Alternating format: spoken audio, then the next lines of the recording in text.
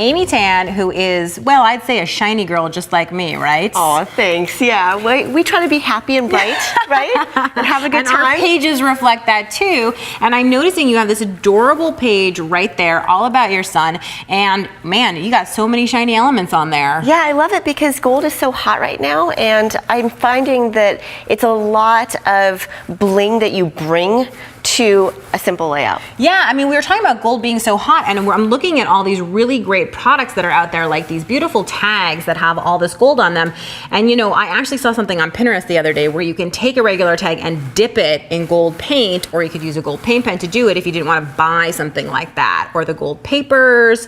And then I happen to love these gold like word stickers. Yeah, they're foam, so they're a little bit raised, and they just bring a nice texture to it too. But one of the things about those, obviously, is not everybody can necessarily find them, or it doesn't have the word that you want, right? So you're going to show us a little bit about how to customize and make your own. First, we're going to, because we need some drying time, we're going to go ahead and drop some white mist against this black background. And what I really like about this white is the fact that it contrasts so nicely against the black, and then we can have our shiny elements really pop. I was going to say that's one of the great things about shiny, I feel, is like a really high contrast look. Absolutely. It just really just kind of is a bold statement. Yes. Without looking too crazy. Yes. I like it. I think there's like a happy medium, you know? There you go. There you go. I'm just taking my paintbrush here, and I love drawing and writing words with it. So you can actually take probably gold paint and use it instead,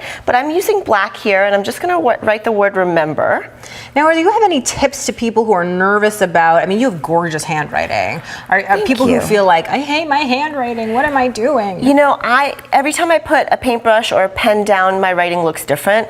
I really advise people to practice, practice, practice. You know, when you were little and you'd have a little sketchbook and you would practice all your letters and your script, I think that this is something that everybody can do, and you'll never get it perfect, but I think that here is an example of what I have done with, and write it over and over again if you can. The amazing thing to me about practice is I did not think that this was going to look so close to the one that you did before, but it does because you've practiced and practiced, and so now you know exactly how to do it. Yes, and as you get used to the brush or the pen that you're using, you'll know the techniques that you like and what you don't like.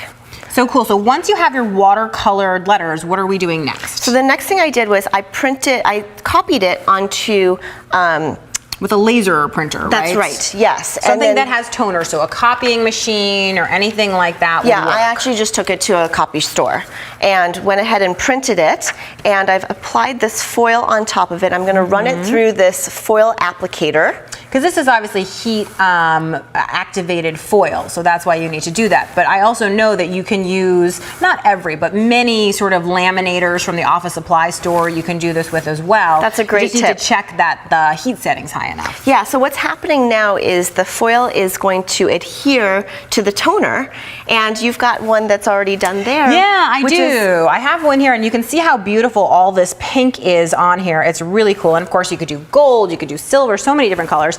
And I'm going to go ahead and just cut out one of those words for you, because that's just a really, really cool look and a way of mimicking those beautiful letter stickers that you have, but with whatever words you want and in your own handwriting. I mean, that's the thing that I think is just amazing, is that that's a part of you that will forever be on that page now because it's individual to you. I would love to have like my grandmother's handwriting, my mother's handwriting, like anything like that. Absolutely.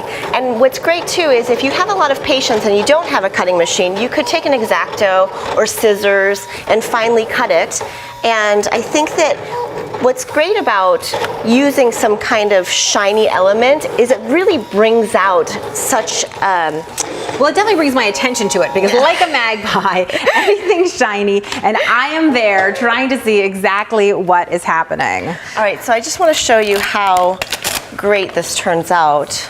Oh, I love that. Cool. So as you peel it back, it's like magic. It is. It's totally like magic. Now it's all shiny. It went from being that black into something cool and shiny. So now I'm going to hand you this, which I bet you want, which is our completely, there you go, cut Lovely. out Thank you. letter. You're welcome. So I'm taking this tag that's already got the gold on it. Like you said before, you can dip it, you can add some tape to it, you can paint it and make it your own. And I'm just going to use it kind of as a base for these photos. And these are my friends' kids. Another thing you can do is, even though these journaling cards are a certain shape, I just want to cut out this shiny little element. Amy, you're ruining the journaling card. But I don't want it to be a rectangle. I want it to just be this quote bubble. And I think that's a really cool thing too, which is just remembering that your supplies are meant to be used. They're not sacrosanct. You should use them, you should make them your own, and you should really take the parts that you love. Exactly. So this one here would be so cute right over there. Oh, that's a great idea. And since we always have wonderful options as far as pattern papers go, I just cut this out of this one right here. That's a really cool idea, because now I'm thinking, instead of having to buy an expensive pack of letter stickers, you just buy a single sheet of paper, which is really inexpensive, and you can cut so many different titles. You can even do it ransom style, where you cut out different letters and use them for things. I love that idea. So now, are you using any special adhesive here or anything like that? So this is a double-sided adhesive, and you can use, any kind of tape runner or glue stick if you'd like. And I'm just applying these down in strips.